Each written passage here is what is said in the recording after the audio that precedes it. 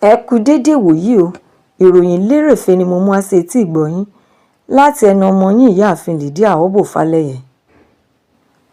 Àwọn òbí ọlọ́mọ púpọ̀ tí àwọn ajínigbé agbébọn jí gbé lọ́sẹ̀ tó kọjá ní iléèwé Catholic School ní ìpínlẹ̀ Niger ni wọ́n pọ̀ sí tí wọ́n sì tún kígbe nínú ìlàkàkà ohun ìrora pẹ̀lú bàbá kan tí òun náà ń pohùnréré ẹkún wípé ọmọ kékeré ni ọmọkùnrin ti òun àti pé kò tíì mọ ọ̀rọ̀ sọ.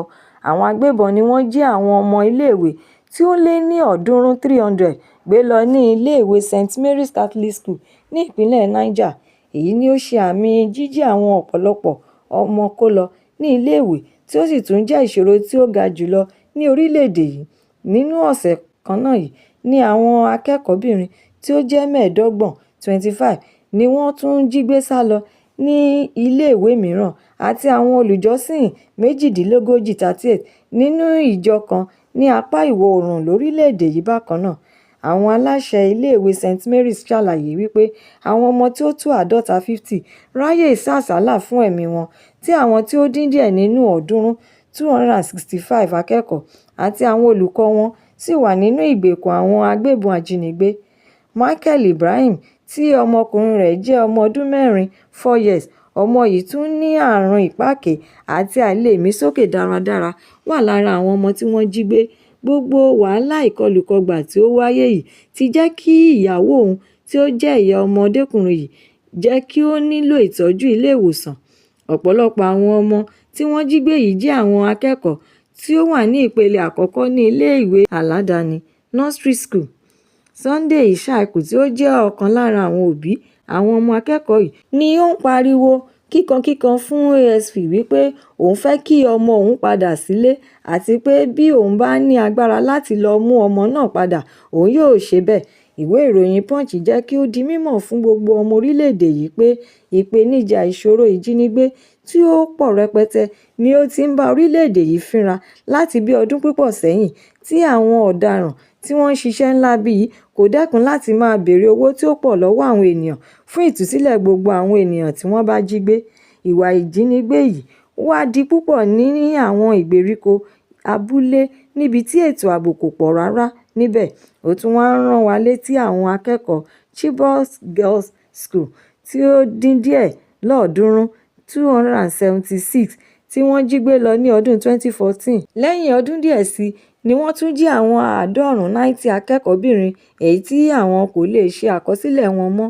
Lónìí, orílẹ̀-èdè yìí tún ń kojú ìpèníjà ìjínigbé láti ọ̀dọ̀ àwọn ẹgbẹ́ jihad àti àwọn adàlúrú agbébọn káàkiri agbègbè abúlé, ìgbèríko àti àwọn ìlú kọ̀ọ̀kan ní orílẹ̀-èdè yìí. Gbogbo ìkọlùkọgbà yìí ti gba ọ̀pọ̀lọpọ̀ ẹ̀mí àwọn ènìyàn káàkiri ẹ̀sìn gbogbo.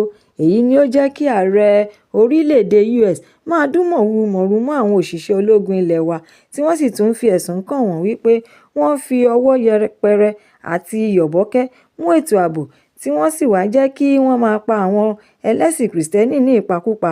Ṣùgbọ́n tí àwọn ìjọba àpapọ̀ orílẹ̀-èdè yìí kọ̀ jálẹ̀ wípé kò sí ohun tí ó jọ rárá.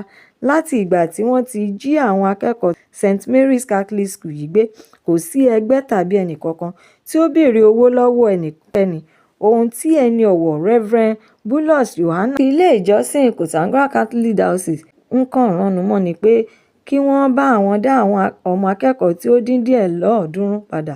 Ẹ̀kúnrẹ́rẹ́ ìròyìn eléyìí wà nínú ìwé ìròyìn Punch. The Federal Capital Territory Administration (FCTA) ti pàṣẹ kí gbogbo iléèwé girama ti ìjọba pátápátá tí ó wà ní ìlú Àbújá tí ó jẹ́ olú ìlú orílẹ̀-èdè Nàìjíríà kí ó wà ní títì pa ṣáájú ọjọ́ Ẹtì tí ń ṣe ọjọ́ 28 oṣù kọkànlá fún ètò ààbò tí ó péye lẹ́sẹ̀kẹsẹ̀ ohun pàjáwìrì. Director of School Service ti FCT Secondary Education Board Aisha Sani Alhassan ni ó tú àṣírí ọ̀rọ̀ yìí nínú àkọsílẹ̀ tí wọ́n gbé jáde síta lọ́jọ́ Ìṣẹ́gun. Nínú ìwé tí wọ́n kọ ránṣẹ́ síta ni wọ́n ti pàṣẹ fún àwọn olùkọ́ àgbà àti àwọn olórí iléèwé gbogbo láti tètè fi òpin sí ètò ẹ̀kọ́ tí ó ń lọ lọ́wọ́ ní kíákíá kí wọ́n sì tún rí dájú pé gbogbo akẹ́kọ̀ọ́ ni wọ́n padà sílé oníkálukú wọn ní ayọ̀ àti àlàáfíà nínú ààbò tí ó péye. Wọ́n sì tún jẹ́ kí ó di mímọ̀ fún wọn pé gbogbo akẹ́kọ̀ọ́, òṣìṣẹ́ iléèwé àti òbí ní kí wọ́n ṣàlàyé fún nípa bí ètò ẹ̀kọ́ ṣe ń lọ sí, kí wọ́n sì tún jẹ́ kí ó di mímọ̀ fún wọn wípé kí gbogbo wọn lọ máa ṣe ìgbáradì fún ètò ẹ̀kọ́ sáà mìíràn tí ó ń bọ̀ ní ọjọ́ tí wọ́n bá ti kéde fún wọn láti wọlé padà tàbí ìgbà tí àṣẹ tuntun mìíràn bá tún jáde lórí bí ètò ẹ̀kọ́ sáà tuntun yóò ṣe lọ. Ìgbésẹ̀ yìí kò ṣẹ̀yìn bí àwọn ajínigbé ṣe ń jí àwọn akẹ́kọ̀ọ́ púpọ̀ gbé sá lọ, èyí tí ó ń bá orílẹ̀-èdè yìí fínra lọ́wọ́lọ́wọ́. Ẹ̀kúnrẹ́rẹ́ ìròyìn eléyìí náà wà nínú ìwé ìròyìn Daily Post. The Nigerian Union of Teachers (NUT) ti ṣe àtẹ̀jáde ìkìlọ̀ tí ó lágbára sí ìjọba àpapọ̀ wípé ìkọlùkọgbà àti ìjínigbé tí ó ń wáyé lemọ́lemọ́ yìí, tí wọ́n ń pa àwọn akẹ́kọ̀ọ́ ní ìpakúpa tí wọ́n sì tún jí ọ̀pọ̀lọpọ̀ àwọn gbé, yóò jẹ́ kí àwọn olùkọ́ jákèjádò orílẹ̀-èdè yìí ti iléèwé gbogbo pa ní tipátipá tí ìjọba àpapọ̀ kò bá tètè wá ojútùú sí ìkọlù ohun wàhálà náà, kí wọ́n sì tún pèsè ààbò tí ó péye fún gbogbo akẹ́kọ̀ọ́ àti olùkọ́ jákèjádò orílẹ̀-èdè yìí. Ààrẹ àpapọ̀ ti ẹgbẹ́ NUT, Comrade Audu Tartus Amba, ló sọ̀rọ̀ yìí jáde pẹ̀lú ìbínú àti ìbànújẹ́ ọkàn nígbà tí ó ń bá àwọn akọ̀ròyìn sọ̀rọ̀ nínú ìpàdé tí ó wáyé ní ìlú Àbújá, tí ó sì tún bu ẹnu àtẹ́ lu ìṣẹ̀lẹ̀ náà tí ó wáyé ní ìpínlẹ̀ Kebbi àti Niger lẹ́nu lọ́lọ́ yìí. Amba tún wá ṣàlàyé púpọ̀ lórí gbogbo ìkọlù àti ìjínigbé tí ó ti ṣẹlẹ̀ sẹ́yìn ní oríṣiríṣi iléèwé bíi ti 276 Chibok schoolgirls ní ọdún 2014, 110 akẹ́kọ̀ọ́bìnrin ti Dapit School nínú oṣù kejì ọdún 2018, tí Leah Shaib tún wà nínú ìgbèkùn wọn lọ́wọ́lọ́wọ́, àwọn akẹ́kọ̀ọ́ 39 ti Federal College of Forestry ti ìpínlẹ̀ Kaduna ní ọdún 2021, tí iléèwé Government Secondary School Jangebe tí wọ́n ń jí àwọn akẹ́kọ̀ọ́ 200 gbé, akẹ́kọ̀ọ́ 128 àti òṣìṣẹ́ 44 ní Zamfara College of Agriculture àti ti Animal Science, Bethel Baptist High School ní ọdún 2021 tí wọ́n jí àwọn akẹ́kọ̀ọ́ 121 kó lọ àti akẹ́kọ̀ọ́ 287 láti ìlú Kuriga ní ìpínlẹ̀ Kaduna ní ọjọ́ keje oṣù kẹta March 7 ọdún 2024 àti àwọn mìíràn bẹ́ẹ̀ bẹ́ẹ̀ lọ. Ó tún pàrọwà sí ìjọba àpapọ̀ àti ti ìpínlẹ̀ láti sa gbogbo ipá wọn nípa dídáàbòbò àwọn akẹ́kọ̀ọ́, olùkọ́ àti àwọn òṣìṣẹ́ iléèwé gbogbo, kí wọ́n rí i pé wọ́n gbé ìgbésẹ̀ àti ètò tí ó yẹ láti gbé kí ètò ààbò tó péye bá lè wà fún gbogbo àwọn. Ẹgbẹ́ NUT wá fi ẹ̀mí ìbánikẹ́dùn wọn hàn sí gbogbo ìdílé, ẹbí àwọn akẹ́kọ̀ọ́ àti olùkọ́ tí ọ̀rọ̀ náà kàn. Ẹ̀kúnrẹ́rẹ́ ìròyìn eléyìí náà wà nínú ìwé ìròyìn Nigerian Tribune.